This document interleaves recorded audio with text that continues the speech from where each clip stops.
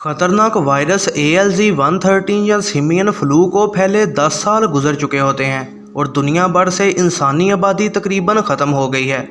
सिर्फ चंद इंसान ही बचे होते हैं जो कि इस वायरस से इम्यून थे।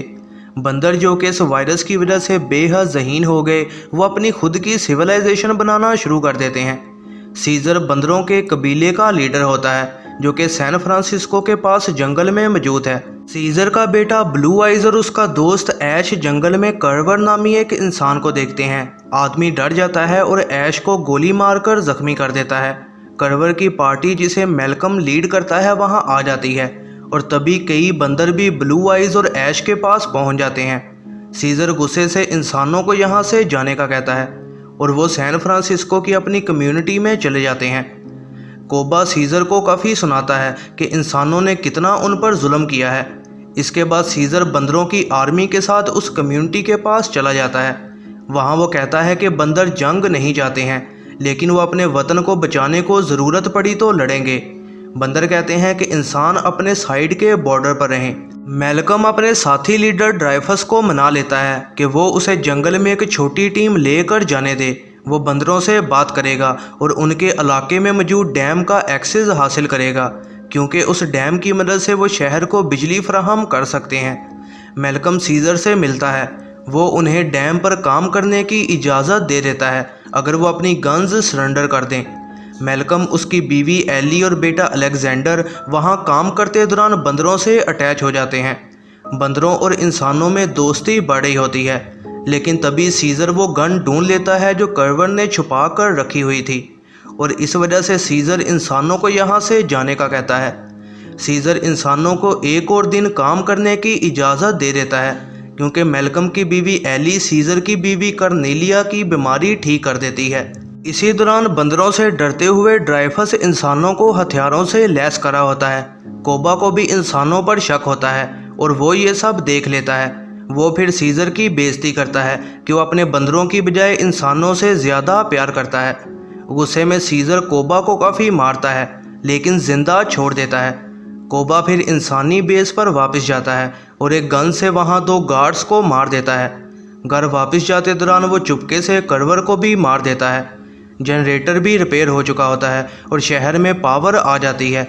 इसी दौरान कोबा बंदरों के घर को आग लगा देता है और फिर चुपके से सीज़र पर गोली चला देता है। सीज़र नीचे गिर जाता है। इसी डर के दौरान कोबा खुद को लीडर बना लेता है। वो बंदरों को मना लेता है कि कर्वर ने गोली चलाई थी और फिर इंसानों पर हमला करने का ऐलान करता है। वो बंदरों को सैन फ्रांसिस्को ले जाता है जहां वो हथियार चोरी कर लेते हैं और फिर इंसानी कम्युनिटी पर हमला कर देते हैं। बंदर इंसानों को बंदी बना लेते हैं और ड्राइफस छुप जाता है।